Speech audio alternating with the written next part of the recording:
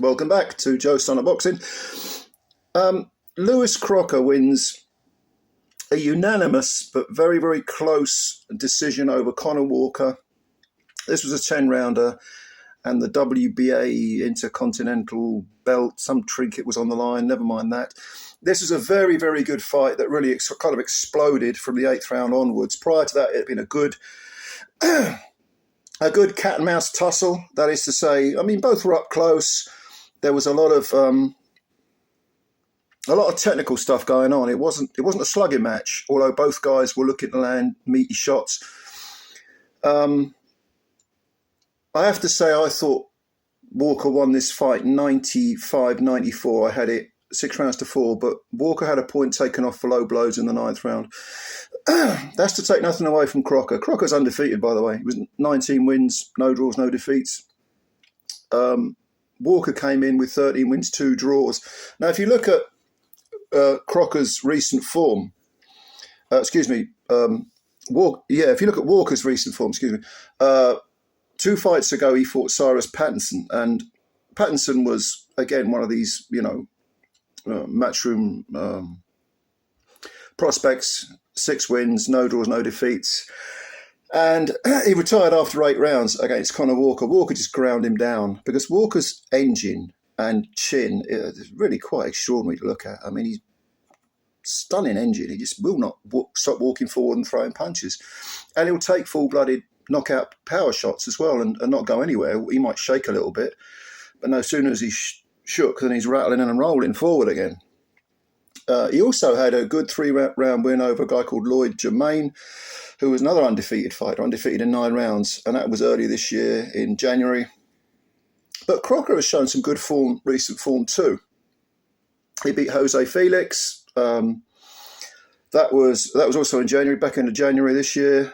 Beat him in Belfast, stopped him in 5 rounds. Jose Felix, very experienced fighter, with an awful lot of... he springs the upsets, you know what I mean? I mean, he knocked out Gary Cully in 3 rounds. That's a good win. Very good win for Crocker.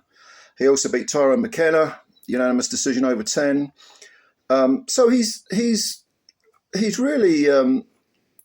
he's 27 years old, and he's approaching his prime. And I think this win over Walker is... Even though I thought Walker edged it, it was a tough fight, close fight. But both guys showed a lot. They showed an awful lot. I have to say I thought Crocker looked a division bigger than Walker, maybe 6, 7, 8 pounds of natural weight bigger. And certainly I thought the first half of the fight, I thought Crocker was... Walker was going forwards and he was landing a lot of punches, but there was the slicker work and it looked like the heavier hands were from Crocker. So it's a case of, what do you like? They were close rounds as well. It's very difficult. Swing rounds are very difficult to sort of break down. And if you're someone like myself who doesn't like giving drawn rounds at all, I don't give them ever. The only way there's a drawn round is if no one throws a punch, to me. And even then I might favour the bloke who's walking forward. But... No, I thought Crocker had the heavier hands. Whenever he landed flush, he would sort of... Walker would shudder, but then would come back straight away. I mean, within a second. There was never a case of his legs being unsteady. It was always like the sheer force of the punch was knocking him off balance. And then he simply, resume, normal service resumed. And he would go forward and he would try and scuff and out-muscle the guy who looked like the bigger man. This kind of ticked by, and you could tell that there was some damage to Walker's face because his right eye was beginning to swell in the middle rounds. I felt that Crocker was looking for, even though he was firing clusters of punches, I felt there were too many lulls in the action from him. He was kind of looking, almost sort of building himself up over maybe a 20-second period, and then suddenly bang, bang, bang, bang. And they were 3s and 4s, and they were hard punches, and they were catching Walker. So yes, Crocker was winning rounds, but in those dips where Crocker wasn't throwing punches, I got the feeling that Walker was, excuse the pun, walking him down and also landing very good punches. Not as clean, not as hard, but nevertheless, there were enough scoring punches to make those rounds very, very close and even debatable. So, like I say, there was a point taken off Walker in the 9th round. The eye was getting worse, but wasn't shut. on Walker.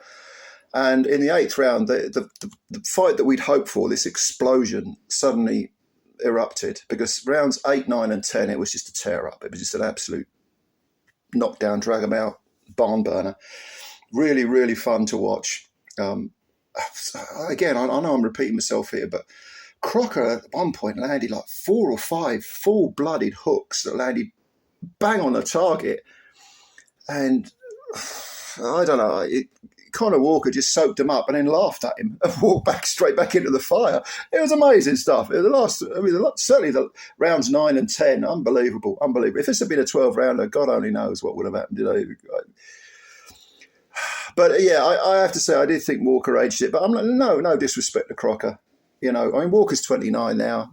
He's now got 13 wins, 3 defeats and a draw. All 3 defeats are on points, no surprise there. He's only got 5 wins in the knockout column. I suppose the lack of power has worked against him, because if he had power, with that engine and that chin, Christ, he'd be a threat. But Crocker, 27, couple of years younger, he's got that belt, he's got Matchroom behind him. I would imagine that we'll probably get, he'll probably maybe make a couple of defences. I think a bit more experience, another couple of 10-rounders before he jumps up to anything like world level. I mean, why not go for the, he's got this silly WBA belt, but why not go for the EBU title? I did think, by the way, that Crocker, when you look at his record, he has sort of flirted with super welterweight, and I was wondering at points during the fight when he'd have those lulls whether the weight was a factor. But maybe if he did move up to super welterweight, I don't know, maybe he'd have a bit more energy to fire those flashy combinations, those salvos, more often.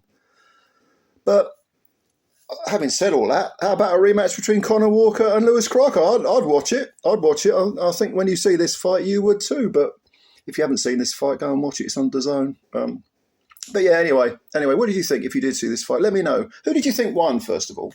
Let me know who you think won. And how do you think they won? Why do you think they won? Comments below then. Please subscribe to the channel if you're new. It costs you nothing, takes a second, and also hit the like button as well, and spread the word about Joe Stunner Boxing. Let's build the channel up. Come on, it makes sense. Come on.